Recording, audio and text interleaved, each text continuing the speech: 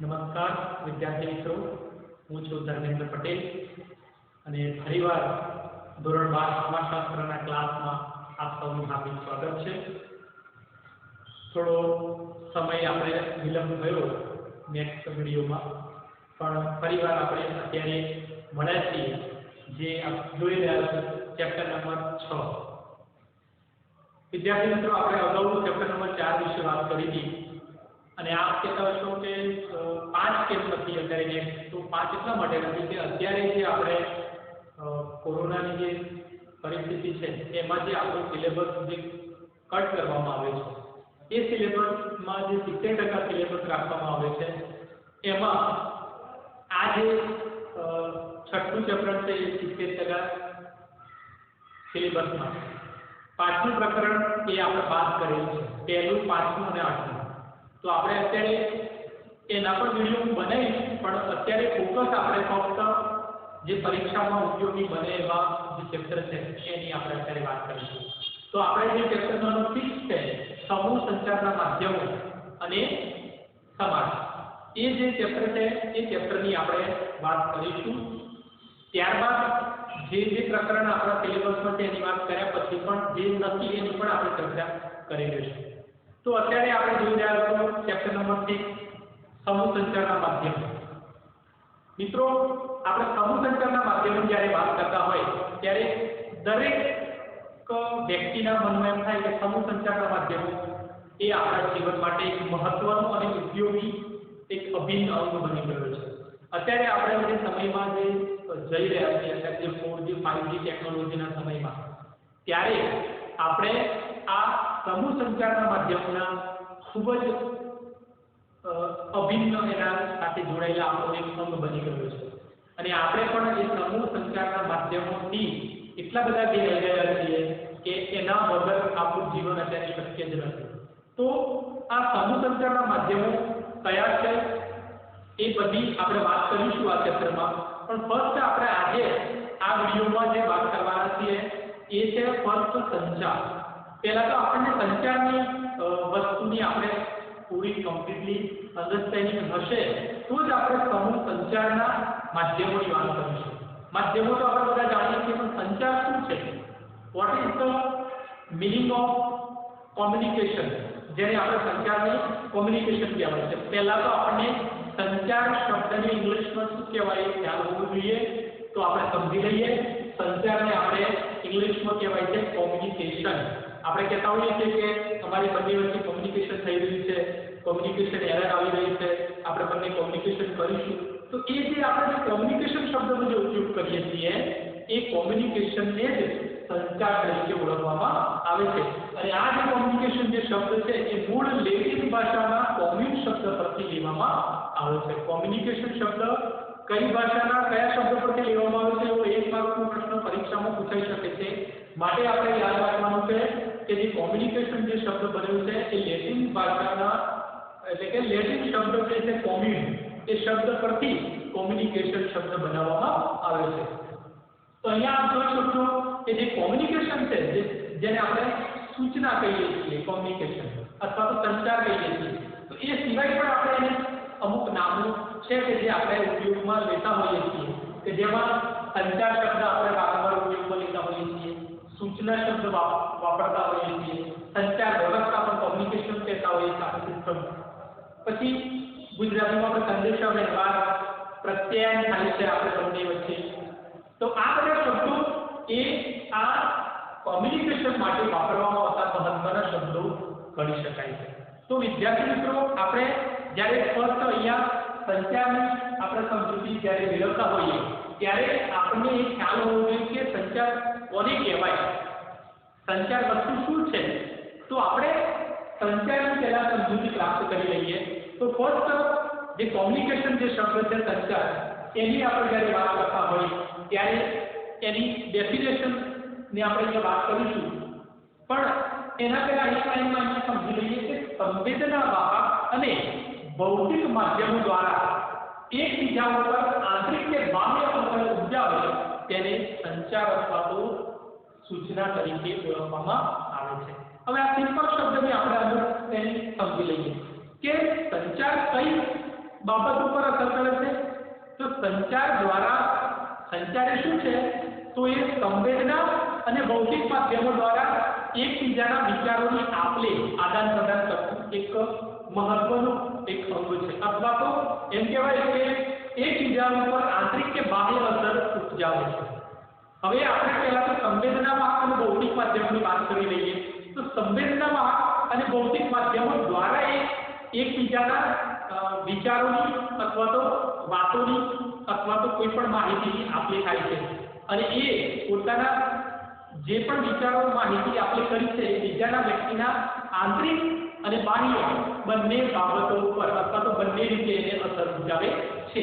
હવે આપણે જ્યારે સંવેદના વાહક માધ્યમ અને ભૌતિક માધ્યમની વાત કરતા હોય તો આપણને ખ્યાલ હોવો જોઈએ કે સંવેદના વાહક માધ્યમ કયા અને ભૌતિક માધ્યમો કયા. તો સંવેદના વાહક માધ્યમો એટલે કે જેને આપણે જોઈ શકીએ છીએ પણ એને સ્પર્શી નથી શકતા એવા માધ્યમો, અનુભવી શકીએ એવા માધ્યમો. દાખલા તરીકે બીજાનો કહ્યું છે કે ભૌતિક માધ્યમ. ભૌતિક એટલે એવા કે જેને જોઈ અને સ્પર્શી શકાય, કે જેમાં આપણે ટેલિવિઝન છે, મોબાઈલ છે, ફોન છે, સમાચાર પત્ર છે, કે જેનો ઉપયોગ કરી શકીએ છીએ, આપણે જોઈ શકીએ છીએ તેને. તો એવા માધ્યમો ભૌતિક માધ્યમ દ્વારા આપણે સંદેશાને આપણે કરીએ છીએ. પણ અમુક માધ્યમો એવા છે કે જે સંવેદનાપૂર્વક એને આપણે મહેસૂસ કરી શકીએ. જેમ કે કોઈ વ્યક્તિના હાવભાવ, એનું હાસ્ય, એનું રુદન, એના ઈશારા દ્વારા કોઈને સમજૂતી આપો છો. તમે જોયું હશે કે કોઈ મૂંગો વ્યક્તિ હોય અથવા બેરો વ્યક્તિ છે, તો મૂંગો અને બેરો બોલી નથી શકતો, સાંભળી નથી શકતો, તો એ લોકો વચ્ચે પણ કોમ્યુનિકેશન થાય છે. તો આપણે એમ કહી શકીએ કે ભાઈ બેરો વ્યક્તિ કોમ્યુનિકેશન ના કરી શકે, સંચાર ના, ખોટી વાત છે. એ લોકો કયા માધ્યમથી કરી શકે? સંવેદના વાહક જે માધ્યમ છે તેના દ્વારા. એ લોકો ઈશારા દ્વારા એની વાત રજૂ કરે છે, હાવભાવ દ્વારા એની વાત રજૂ કરે છે, અને પેલો વ્યક્તિ પણ એ રીતે સમજીને એને જવાબ આપે છે. તો એ જે ઈશારા દ્વારા, હાવભાવ દ્વારા, હાસ્ય દ્વારા, રુદન દ્વારા જે વ્યક્તિની રહેલી જે આંતરિક બાબતો અથવા એની જે ઈચ્છાઓ, મનોવલણો, વિચારો એ જે આપલે કરે છે એને પણ આપણે સંચાર તરીકે ઓળખવામાં આવે છે. ખાલી ફોન ઉપર આપણે માહિતી એકબીજાને આપણે કરી દઈએ એ જ સંચાર કર્યો એવું નથી કે બોલીને આપણે મેં કંઈક વાત કરીને સામેવાળા વાત સાંભળી એને સંચાર ના કહેવાય. સંવેદના માધ્યમથી પણ જે વસ્તુ જ્યારે આપણે થાય છે ઈશારાઓ દ્વારા, હાવભાવ દ્વારા, હાસ્ય દ્વારા, રુદન દ્વારા, એના વિચારો દ્વારા, એક માન્યતા, મનોવલણો દ્વારા, ત્યારે પણ એક કોમ્યુનિકેશન બને છે. તો અહીંયા આપણે જે વાત કરી એ સંવેદના માધ્યમની વાત કરી, અને ભૌતિક માધ્યમ આપ બધા જાણો છો કે જે આપણે બધા ઉપયોગ કરીએ છીએ એ બધા જ માધ્યમો દ્વારા પણ સંદેશા આપલે થઈ શકે છે. હવે આપણે એની વ્યાખ્યાઓ પર વાત કરીએ તો અહીંયા 2-3 વ્યાખ્યાઓ આપણા પુસ્તકમાં આપી છે, જેમાં આપણે અહીંયા 2 વ્યાખ્યાઓની વાત કરીશું. બીજી વ્યાખ્યા જે છે વિદ્યુત જોશીની, એની આપણે અહીંયા જોઈ નથી પણ આપ વાંચી લેશો તો પણ એની ઇઝીલી સમજી શકાય એવી છે. અહીંયા પહેલી 2 વ્યાખ્યા આપણે જોઈ લઈએ એડવર્ડ કેમ્બ્રિજની. વિદ્યાર્થી મિત્રો, પરીક્ષામાં આ પ્રશ્નો કેવી રીતે પૂછાય તમને કહી દઉં છું કે જે સંચાર છે એની વ્યાખ્યા આપી, સંચારની લાક્ષણિકતાઓની સમજ આપો. તો 5 માર્કનો પ્રશ્ન આપણને ઇઝીલી 5 માર્ક મળી જાય એમ છે. એની વ્યાખ્યા આપી દેવાની છે અને એની લાક્ષણિકતાઓની સમજૂતી આપી દેવાની છે. તેની વ્યાખ્યા એડવર્ડ એમ શું કહે છે? સંચાર એ વિચારો, માહિતી અને વલણોને એક વ્યક્તિથી બીજા વ્યક્તિ સુધી પરિવર્તિત કરવાની કલા છે. સંચાર શું છે? એ કોઈ પણ વ્યક્તિના વિચારો, એની માન્યતાઓ, એની માહિતી, ઇન્ફોર્મેશન અને એના કંઈ પણ માનસિક એના વલણો, એટીટ્યુડ ને એક વ્યક્તિથી બીજા વ્યક્તિ સુધી પહોંચાડવાની જે અભિવ્યક્તિ છે, પરિવર્તિત કરવાની જે કળા છે, એને જ આપણે સંચાર કહીએ છીએ. મિત્રો, આપણે આને સિમ્પલ ભાષામાં પણ સમજી શકીએ કે તમારી અંદર કંઈક બાબત રહેલી છે એ તમે તમારા વિચારો છે, તમે કંઈક ઇન્ફોર્મેશન છે, તમે કંઈક તમારું કંઈક બાબત છે એ બીજા વ્યક્તિને કંઈક રજૂ કરીને, બોલીને, ઈશારા દ્વારા એને જ્યારે તમે કહો છો અને એ વ્યક્તિ એને સાંભળે છે અને એને ગ્રહણ કરે છે, એ જે પ્રક્રિયા થઈ એને જ સંચારની પ્રક્રિયા કહેવામાં આવે છે. મિત્રો, સંચારની અંદર એ એક વ્યક્તિ દ્વારા બીજા વ્યક્તિને પોતાના વિચારો, પોતાના વલણો, પોતાની અભિવ્યક્તિ, માન્યતાઓ, આ બધી જ બાબત જ્યારે આપણે બીજા વ્યક્તિ સુધી પહોંચાડીએ ત્યારે એ જે પરિવર્તિત કરવાની જે કળા છે એને જ આપણે સંચાર તરીકે ઓળખીએ છીએ. તો આ એડવર્ડ એવરીની વ્યાખ્યા આપણે યાદ રાખીશું. બીજી કીટ ડેવિડની વ્યાખ્યા છે. સંચાર એટલે એક વ્યક્તિ કે સમૂહથી બીજા વ્યક્તિ કે સમૂહમાં કોઈ સૂચના કે ભાવ પહોંચાડવાની પ્રક્રિયા. અહીંયા જોઈ શકાય છે કે સૂચના અને સંચારની જે આપલે છે એ બે રીતે થાય છે. આપણે અહીંયા જોયું કે સૂચના અને કોઈ પણ અભિવ્યક્તિની આપણે જ્યારે એક વ્યક્તિથી બીજા વ્યક્તિ કે સમૂહમાં જ્યારે એનું સૂચના કે ભાવ પહોંચાડીએ છીએ, આપણે જે આપલે કરીએ છીએ એને સૂચના અથવા તો સંચારની પ્રક્રિયા કહેવામાં આવે છે. અહીંયા સંચારની પ્રક્રિયામાં મહત્વની બાબત કઈ છે? બે માર્ગો છે. એક સૂચના આપે છે અને બીજું છે સૂચનાને ગ્રહણ કરે છે. એટલે કે એક માહિતી મોકલે અને બીજું માહિતી મેળવનાર છે. તો અહીંયા કોઈ પણ સંચારની પ્રક્રિયા છે એ બે વિભાગ વગર શક્ય બનતી નથી. એટલે આપણે એમ કહી શકીએ કે સંચારની પ્રક્રિયા એ દ્વિમાર્ગી છે. એક માહિતી આપે છે અને બીજું માહિતી મેળવે છે. જ્યાં સુધી બે વિભાગ, બે પાર્ટ ના હોય ત્યાં સુધી આપણે સૂચનાની આદાન પ્રદાન કરી શકતા નથી. તો સૂચનાની આપલે કરવા માટે એ બે માર્ગ, દ્વિમાર્ગ એ ખૂબ જ મહત્વના બને છે. ત્યારે આપણે કોઈ પણ વ્યક્તિને આપણા વિચારો, આપણી માન્યતા, આપણી કોઈ માહિતી કે અભિવ્યક્તિ, વલણ એ બીજા વ્યક્તિ સુધી પહોંચાડીએ. તો એ જે આપણી વિચાર છે, આપણી જે રજૂઆત છે કંઈ પણ કરવાની, એ માન્યતા, વિચાર, વલણ અથવા માહિતીને આપણે જ્યારે પરિવર્તિત કરીને જે બીજા સુધી પહોંચાડીએ છીએ, તો એ જે કળા છે એને જ આપણે સંચાર કહીએ છીએ. ત્રીજી જે વિદ્યુત જોશીની જે વ્યાખ્યા છે એમાં પણ એને શોર્ટલી એવું જ કહ્યું છે કે જે વ્યક્તિની જે અભિવ્યક્તિ છે એના અંદર રહેલા વિચારો, માન્યતાઓ, વલણો, હાસ્ય, રુદન, એની અભિવ્યક્તિ, આ તમામ ગુણોનું જ્યારે બીજા વ્યક્તિ સુધી એને આપલે કરવાની જે પ્રક્રિયા છે એને સંચારની પ્રક્રિયા કહેવામાં આવે છે. પછી મિત્રો અહીંયા જોઈ શકાય છે કે સંચારની લાક્ષણિકતાઓ. તો સંચારની લાક્ષણિકતાઓ પહેલા આપણે લાક્ષણિકતાઓ લખી દીધી છે, પછી એને આપણે શોર્ટમાં સમજી લઈએ. અહીંયા જોઈ શકાય કે સંચારની છ લાક્ષણિકતાઓ કઈ છે? સંચાર એ અવિરત પ્રક્રિયા છે. સંચાર દ્વિમાર્ગી પ્રક્રિયા છે. ત્રીજું, સંચાર માટે માધ્યમ આવશ્યક છે. ચોથું, સંચાર એક પ્રાકૃતિક ગુણ છે. પાંચમું, સંચાર એક સામાજિક પ્રક્રિયા છે. અને છઠ્ઠું, સંચાર વિજ્ઞાન અને કળા છે. આ છ લક્ષણો વિદ્યાર્થી મિત્રો આપણે યાદ રાખવાના છે. અને આ વ્યાખ્યા તો આપણે પરીક્ષામાં 5 માર્કનો જે આ પ્રશ્ન પૂછાય છે તેને આપણે ઇઝીલી અને સીધી રીતે આપણે એ 5 ગુણ પ્રાપ્ત કરી શકીએ. તો પહેલા વાત કરીએ સંચાર એક અવિરત પ્રક્રિયા છે. જેને આપણે ઇંગ્લિશમાં કેવું હોય તો communication is a continuous process. સંચાર એ અવિરત ચાલતી પ્રક્રિયા છે. એવું નથી કે ભાઈ થોડા સમય માટે અથવા થોડા વ્યક્તિઓ વચ્ચે સંચાર ચાલે છે પછી બંધ થઈ જાય છે, પછી એ સંચારની પ્રક્રિયા ઊભી રહી જાય છે. ના, એવું નથી. સંચાર એ આપણા જીવનમાં આપણે જન્મ લઈએ છીએ ત્યાંથી શરૂ કરી અને આપણે મૃત્યુ થાય ત્યાં સુધી એ અવિરત ચાલતી એક કન્ટિન્યુઅસ પ્રોસેસ છે. જે સમાજમાં પણ નિયમિતપણે વ્યક્તિઓના વિચારો, એમની માન્યતાઓ, એમની મનોવલણો, એમના કંઈ પણ બાબત અથવા કંઈ રજૂ કરવાની કંઈ માહિતી, આ બધું જ એ સતત એકબીજાના માધ્યમથી એ આપલે કરતા જ રહે છે. અને એ દ્વારા એમ કહી શકાય કે સંચારની જે પ્રક્રિયા છે એ અવિરત સતત ચાલતી જે જોવા મળે છે.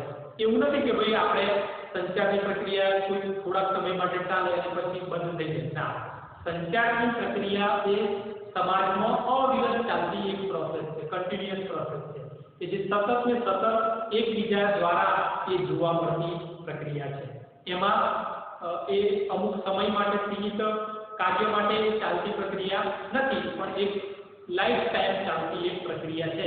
માટે એને આપણે એક જ લાઈનમાં કહેવું હોય તો સંચાર એ અવિરત ચાલતી પ્રક્રિયા છે જે નિયમિતપણે એકબીજાના માધ્યમથી ચાલતી જોવા મળે છે. પછી સંચાર દ્વિમાર્ગી પ્રક્રિયા છે. આ ખૂબ જ મહત્વનું છે. દ્વિમાર્ગી આપણને ખબર હોવી જોઈએ કે આપણે પહેલા પણ વાત કરી કે સંચાર કોઈ પણ એક માધ્યમ એક વ્યક્તિના પક્ષ દ્વારા સંચાર શક્ય બનતું નથી. અત્યારે હું સંચાર કરું છું પણ સામે તમે બધા સાંભળો છો તો એ સંચારના અંદર બે વિભાગ તો પડે છે.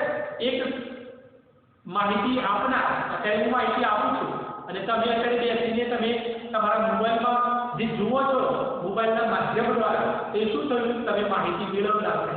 તો અહીંયા બે માર્ગો થઈ ગયા. એક માહિતી આપનાર એટલે કે હું પોતે જેને આપણા ભાષામાં જે કહી શકાય કે સંદેશો આપનાર અને તમે જે તમારા માધ્યમ જે અત્યારે ઓનલાઈન માધ્યમ દ્વારા જે ગ્રહણ કરો છો એ સંદેશો પ્રાપ્ત કરનાર. તો આપણા બંને વચ્ચે માહિતી આપવામાં મીડિયમ કોણ છે? તો મોબાઈલ. તો માધ્યમ એ આપણું મોબાઈલ બન્યું છે, જેને આપણે લક્ષણોમાં પણ જોયું કે કોઈ પણ માહિતીની આપ-લે કરવામાં કોઈ પણ સંવેદનાવાહક કે ભૌતિક માધ્યમ દ્વારા જ્યારે માહિતીની આપ-લે થાય છે. તો અત્યારે આપણા અહીંયા પ્લેટફોર્મ જે તમારું છે એ ભૌતિક માધ્યમ તમારું મોબાઈલ બને છે આ માહિતીની ગ્રહણ કરવા માટે. પછી આપણે ટૂંકમાં બે માર્ગ હોય છે માહિતી આપનાર અને મેળવનાર. પછી છે સંચાર માટે માધ્યમ આવશ્યક. આપણે અત્યારે પણ વાત કરી કે કોઈ પણ માહિતીની આપ-લે માટે માધ્યમની ખૂબ જ જરૂરી છે. માધ્યમ વગર માહિતીની આપ-લે થતી નથી. પછી એ સંવેદનાવાહક માધ્યમ હોઈ શકે કે પછી ભૌતિક માધ્યમ પણ હોઈ શકે. સંવેદનાવાહકમાં આપણે વાત કરી એમ કે કોઈ વ્યક્તિને બોલી નથી શકતા તો એ લોકો એમના ઈશારા દ્વારા એ વ્યક્તિને અભિવ્યક્તિ કરે છે, એમના હાવભાવ દ્વારા કંઈક રજૂ કરે છે. એ એમનું સંવેદનાવાહક માધ્યમ. તો કોઈ વ્યક્તિ આપણે પ્રેઝન્ટેશન દ્વારા રજૂ કરીએ છીએ. દાખલા તરીકે અત્યારે બ્લેકબોર્ડ દ્વારા મેં લખીને તમને રજૂ કરું છું તો આ માધ્યમ છે બોર્ડ અને ચોક, એના માધ્યમથી હું તમને રજૂ કરું છું તો આ મારું ભૌતિક માધ્યમ છે. અથવા તો હું અત્યારે પાવરપોઈન્ટ પ્રેઝન્ટ અહીંયા કરતો હોત તો એ મારું પાવરપોઈન્ટ પ્રેઝન્ટેશન એ મારું ભૌતિક માધ્યમ હતું. અને જે ભાષા છે, હાવભાવ છે, મારા ઈશારા છે એ સંવેદનાવાહક માધ્યમ છે. તો કોઈ પણ માહિતીની આપ-લેમાં સંચારમાં એના માધ્યમ એક ખૂબ જ મહત્વની બાબત બને છે. માધ્યમ વગર માહિતીની આપ-લે કરી શકાતી નથી. તો આ એક મહત્વનું લક્ષણ છે. પછી સંચાર એક પ્રાકૃતિક ગુણ છે. Communication is a natural thing. અથવા તો આપણે એમ જોઈ શકીએ કે જે સંચાર છે એની મેળે થતો હોય છે. અમુક વખતે આપણે જોઈએ છીએ કે કોઈને કહેવું નથી પડતું કે ભાઈ સંચાર કરો. અમુક વખતે જે બાળકો નાના જન્મેલા હોય તમે જોયું હશે કે નાના બાળકને બોલતા નથી આવડતું તો પછી એ વ્યક્તિ બાળક કેવી રીતે એની પોતાની ઈચ્છા રજૂ કરે? તો એ વ્યક્તિ જ્યારે રડે છે ત્યારે રડવાની સાથે એની માતાને ખબર પડે છે કે બાળકે ભીનું કર્યું છે કાં તો પછી એને ભૂખ લાગી છે. તો એ રડીને તમને માતાને જે સૂચવે છે, જે ઇન્ફોર્મેશન આપે છે અને માતા એના સુધી પહોંચે છે. તો એ એમ કહી શકાય કે એ એક નેચરલ ગુણ છે, એક કુદરતી પ્રક્રિયા છે તેના દ્વારા આપણે માહિતીની એકબીજા દ્વારા આપણે કરી શકીએ છીએ. અથવા તો જન્મથી જ એ પ્રોસેસ આપણી શરૂ થઈ જાય છે. તો એમ કહી શકાય કે it's kind of natural process. તો કમ્યુનિકેશન એ એક નેચરલ માધ્યમ છે, પ્રાકૃતિક ગુણ છે કે જે નાનપણથી જન્મથી જ બાળકના એના અંદર એ વસ્તુ આવી જાય છે અને એ આપણા વર્તન વ્યવહારમાં જોવા મળે છે. પછી સંચાર એ સામાજિક પ્રક્રિયા, સોશિયલ પ્રોસેસ. આપણે અહીંયા વ્યાખ્યામાં પણ જોયું કે સંચાર એ એક વ્યક્તિ કે સમૂહથી બીજા વ્યક્તિ કે સમૂહમાં જોયું ને જ્યારે સૂચના કે કોઈ માહિતીની આપ-લે કરે છે ત્યારે સંચાર બને છે. તો કોઈ પણ આપણા સંચારમાં એક વ્યક્તિ દ્વારા સંચાર બનતો નથી. આપણે એક કરતાં વધારે વ્યક્તિઓના આદાન પ્રદાન કરવું પડે છે. એક કરતાં વધારે વ્યક્તિઓ જ્યારે ભેગા થાય ત્યારે સમૂહ બને છે અને સમૂહ એ એના સમાજનું એક મહત્વનું લક્ષણ છે. તો સમાજમાં પણ આ એક કરતાં વધારે વ્યક્તિઓ જ્યારે ભેગા થાય છે સમૂહમાં અને ત્યારે પોતાની ઈચ્છાઓ, પોતાની વિચારો, પોતાના મનોવલણો, પોતાના કોઈ માહિતી, અભિવ્યક્તિ એ રજૂ કરે છે એકબીજા સાથે ત્યારે એ એક મહત્વનું સંચારનું લક્ષણ બને છે. માટે સંચાર એક સામાજિક પ્રક્રિયા કહેવાય છે. અને છેલ્લું લક્ષણ, સંચાર એ વિજ્ઞાન અને કલા છે. સંચાર એટલે communication is a science and art.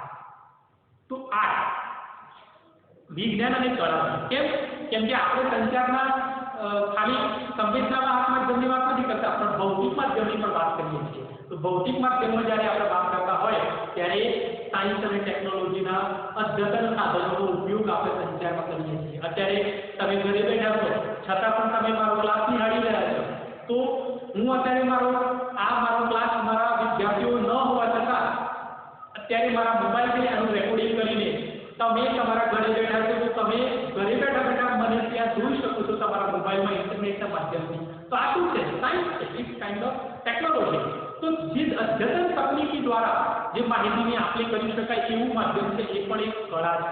તો આ વિજ્ઞાન અને કળાના માધ્યમથી પણ સંચારની એક પ્રક્રિયા થાય છે. માટે સંચારને વિજ્ઞાન અને કળાનું પણ માધ્યમ કહેવામાં આવે છે. તો મિત્રો આ 6 લક્ષણો એ સંચારના મહત્વના લક્ષણો તરીકે આપણે જોઈ શકીએ છીએ. તો આપણે વ્યાખ્યા અને લક્ષણો તૈયાર કરી દઈશું તો 5 માર્ક તમને ઇઝીલી મળી જશે. પછી પરીક્ષામાં 2 માર્કના પરીક્ષામાં આ બંને પ્રશ્નો પૂછાય છે કે આગળનો જે પોઈન્ટ છે આપણો સંચાર પ્રક્રિયા, કોમ્યુનિકેશન પ્રોસેસ.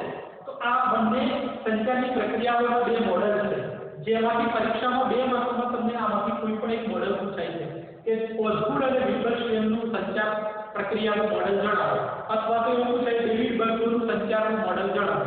તો આપણે બંને વિદ્યાર્થીઓ ખાસ યાદ રાખવાનું છે કે આપણે જે ઓઝગુડ અને વિલ્બરશ્રેમનું મોડેલ છે એ કયું છે અને ડેવિડ બર્ગનું મોડેલ કયું છે. આ બંને મોડેલ આપણે જો ધ્યાનથી સમજી લેશું તો પરીક્ષામાં આ શું થાય છે વિદ્યાર્થીઓને ઓઝગુડ અને વિલ્બરશ્રેમનું મોડેલ પૂછાય તો એ લોકો એસએમસી લખી દે છે અથવા તો ડેવિડ બર્ગનું પૂછાયું હોય તો આ મોડેલ લખી દે છે એટલે કન્ફ્યુઝ થઈ જાય છે. તો આપણે ધ્યાનથી જોઈને અને સમજી લેશું કે જે ઓઝગુડ અને વિલ્બરશ્રેમ જે વિદ્વાન છે એમના દ્વારા આપવામાં આવેલું જે મોડેલ છે એ આ સિમ્પલ છે કે જે એક સંદેશો એટલે કે જે સૂચના હોય કોઈ પણ બાબતની તો એ જે અહીંયા આપણે કોમ્યુનિકેશનની પ્રોસેસનું ઉદાહરણ લઈએ. અહીંયા ઓઝગુડ અને વિલ્બરશ્રેમ પોતાનું પ્રત્યાયન એટલે કે કોમ્યુનિકેશન પ્રત્યાયન એટલે સૂચના. તો એ પ્રત્યાયન હોય કોઈ પણ એનું મોડેલ દ્વારા સમજાવે છે કે પ્રત્યાયનની પ્રક્રિયા કેવી રીતે થાય. તો કોઈ પણ સંદેશો એ આપણા પ્રત્યાયનની અંદર કોઈ પણ માહિતીની આપલે થાય છે તો સંદેશો કહેવાય છે માહિતી. એ સંદેશાનો એક વ્યક્તિ દ્વારા બીજા વ્યક્તિને મોકલવામાં આવે છે. તો અહીંયા સંદેશો બીજા વ્યક્તિ સુધી પહોંચે છે. બીજો વ્યક્તિ એ સંદેશાનું ગ્રહણ કરીને શું કરશે એનું અર્થઘટન કરશે. તમને કોઈ બાબત કઈ કીધી અત્યારે મેં તમને પૂછ્યું કે ભાઈ તમારું નામ શું છે તો મેં સંદેશો તમને મોકલ્યો તમારા સુધી પહોંચ્યો પણ તમને ખબર પણ પડી નામ પૂછ્યું છે તો તમે નામ વિચારી શકશો તો હા નામ તો નામ તમે કે તમારું નામ આ છે. તમે પછી ગામનું નામ બોલવાના છો નથી બોલવાના. તો તમે જે પણ માહિતી આપી એની પહેલા શું કરશો અર્થઘટન કર્યા વગર ડાયરેક્ટલી આપણે માહિતી આપતા નથી. તો આ કોઈ પણ પ્રત્યાયનની પ્રક્રિયા થાય એનો સંદેશો મળે છે વ્યક્તિને એનું અર્થઘટન કરે છે પછી એ સંદેશાનો જવાબના રૂપે રિટર્ન પેલા વ્યક્તિ સુધી પહોંચાડે છે અને પેલો વ્યક્તિ પાછો એનું ગ્રહણ કરીને અર્થઘટન કરીને એ સંદેશાનું રિસીવિંગ કરે છે. તો આ આખી પ્રોસેસ જે છે એ એક સંચારની પ્રક્રિયા છે જેને આપવામાં આવ્યું છે ઓઝગુડ અને વિલ્બરશ્રેમ. જે આ એક મોડલ સંચાર કહેવાય પ્રક્રિયા. આ સંચાર કેવી રીતે થાય એનો એક નમૂનો એક મોડલ દ્વારા જે આપ્યો છે પ્રત્યાયન એટલે કે કોમ્યુનિકેશન જેને આપણે બીજા શબ્દોમાં સૂચના કહીએ છીએ સંચાર કહીએ છીએ. એ સંચારની પ્રક્રિયા કેવી રીતે થાય તો આ રીતે થાય. સંદેશો મોકલે સામેવાળો અર્થઘટન કરે પાછળ એનો સંદેશાનો જવાબ આપે અને પેલો વ્યક્તિ એને સમજી અર્થઘટન કરીને એનો જવાબ પ્રાપ્ત કરે. મોકલનાર રિસીવર અને છેલ્લે રિસીવર હોય છે. આ રીતે આખું સંદેશાનું જે મોડલ છે ઓઝગુડ અને વિલ્બરશ્રેમ એ કામ કરે છે. પછી બીજું ડેવિડ બર્ગનું એસએમસીઆર નું મોડલ યાદ રાખવાનું. એસએમસીઆર નું મોડલનું એમ એટલે સોર્સ, એમ એટલે મેસેજ, સી એટલે ચેનલ અને આર એટલે રિસીવર. સોર્સમાં શું હોય તો સોર્સમાં પ્રેષક એટલે સંદેશો આપનાર, સંદેશો મોકલનાર જે વ્યક્તિ છે એને પ્રેષક કહેવાય. તો એને એસ કહેવાય જેને સોર્સ કહેવાય ઇંગ્લિશમાં. એમ એટલે એ વ્યક્તિ તો છે પ્રેષક તો છે સંદેશો મોકલનાર તો છે પણ એ કંઈક ને કંઈક મોકલે છે તો શું મોકલે છે સંદેશો મોકલે છે એ મેસેજ સંદેશો.